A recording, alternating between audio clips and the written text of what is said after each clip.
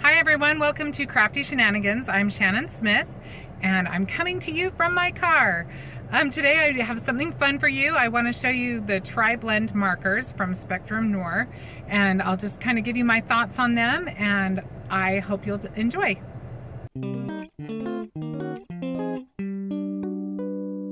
These are the Spectrum Noir Tri-Blend markers, and the fun thing about these, I don't know if you're familiar with Copics, but these are fun because they're kind of like having all your Copics built into one. You know, with the Copic, you've got to have usually 3 colors to do your blends. These have the 3 all built into your marker. So you've got your lighter and your medium tone, which opens up right in the middle. And you've got your darker one.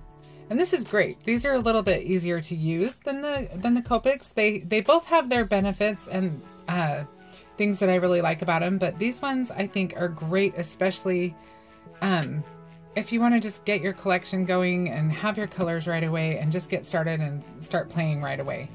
So we're going to go ahead and we're going to color this image. This beautiful flower, this comes from my Close to My Heart set. It's called Every Little Thing. Look at all of these beautiful images. And we're just going to use this guy right here. So we'll set that aside and we'll just get started on our coloring. So the first thing I'm going to do is I'm going to go ahead and just jump right in with, I think I'll just go ahead and use the red first. This is called Dark Red Blend. And we're going to start with our lightest color first. And we're just going to color the entire image. And I kind of like to use a circular pattern a little bit just because I don't want it to, I don't want there to be definite lines anywhere. So I just kind of keep them round. One thing I really like about these, I do like the brush tips of the Copics for some things, but especially when you're making, with all these little images, especially, you know, stamps have all those little details. It's a lot easier to control and you get less bleed with these.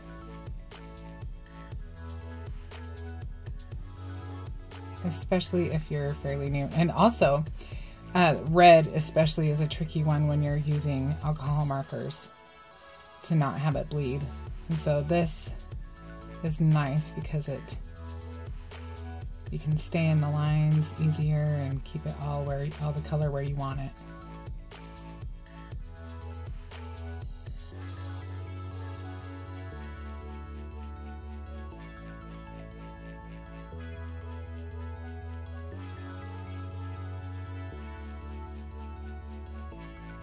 Okay, now that we've got the full flower blossom colored in with the lighter image, then we're going to come back in and we're going to use first our darkest. You would think it would be the middle one, but the darkest one is the next one we want to use.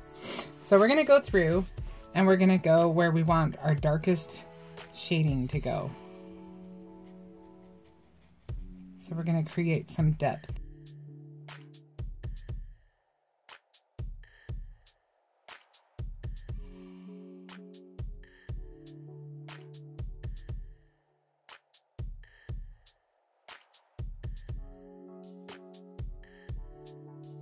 Okay, so now is when we're going to want to come in with that medium color, and we are going to color over the dark color that we did and just kind of blend that color up into the lighter color.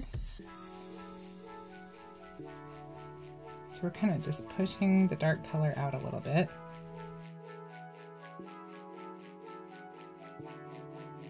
And extending it out just a little bit.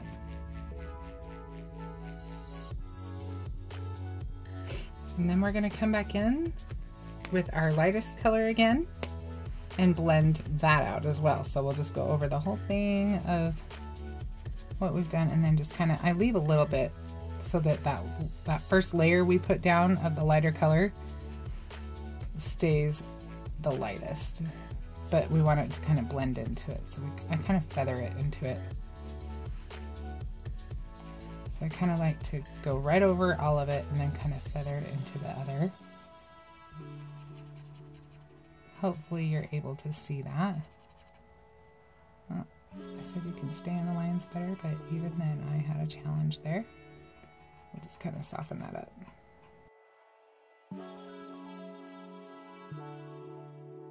We just don't want any harsh lines. So anything you can do to kind of soften that up. And you can kind of see as it dries where it needs to be softened more. I also think these are a little faster to work with.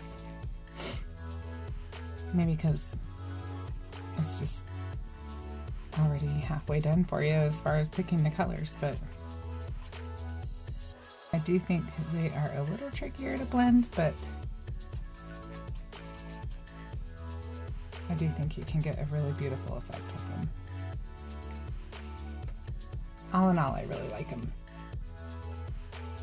So we used our red. I'll just go ahead and continue coloring, but I won't explain every little thing because I've kind of gone through the basic steps already. But I'll go ahead and color so you can kind of, whoops, almost did the wrong color.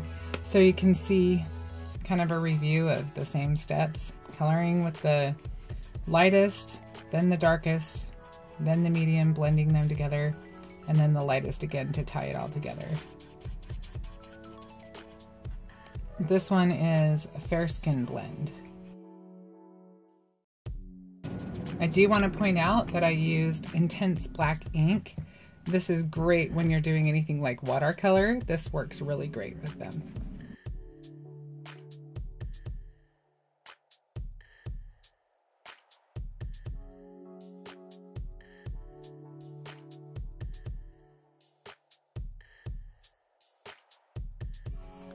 This is Dull Green Blend.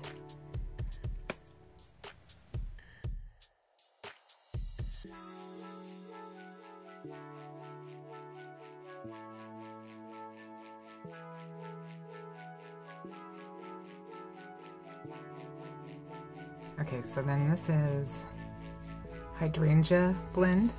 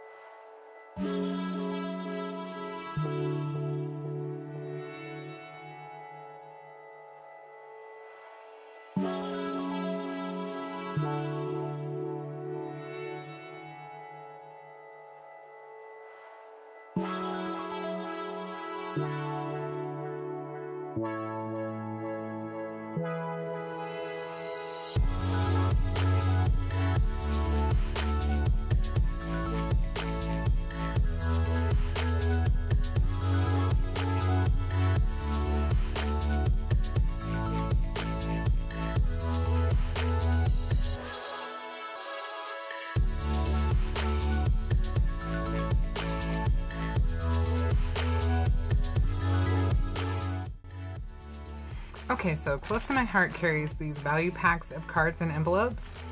And so I'm just gonna grab one of our cards out. Oops, grabbing an envelope.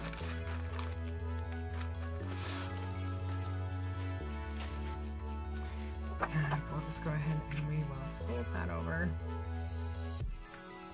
And it's already scored and everything, so it's all ready to go, but just because of habit, I feel like I need to use my crease tool, foam folder, whatever you want to call it. And so I just cut out this little piece on my Cricut. This is from the cartridge Artbooking. And we're just going to go ahead and adhere that.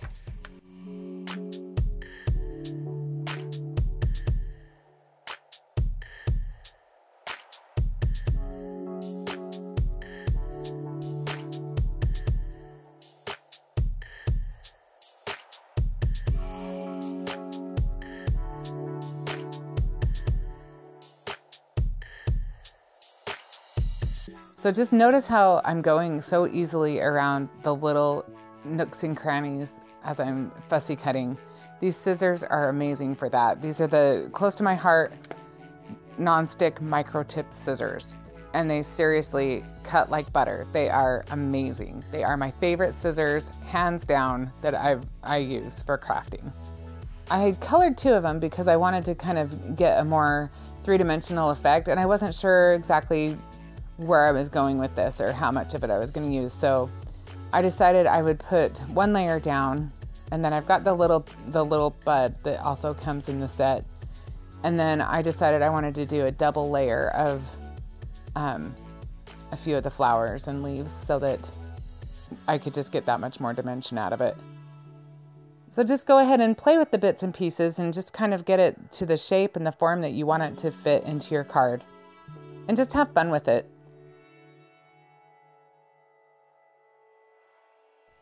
I also gave it varying depths, like the bottom ones I went ahead and glued directly to the card base, and then I used some foam squares to just kind of pop up the bigger image and some of the individual blossoms.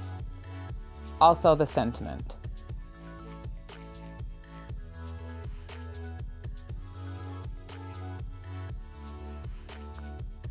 So I'm going to go ahead and use my awesome scissors again to cut one of the blossoms and some of the leaves off of the other image that I colored.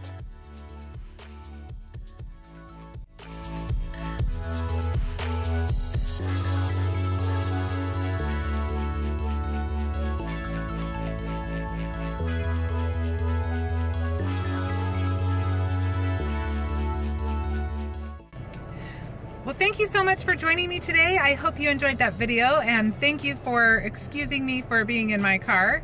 I will come to you again soon, and if you enjoyed the video, I hope that you'll subscribe and share it with your friends. Thanks so much.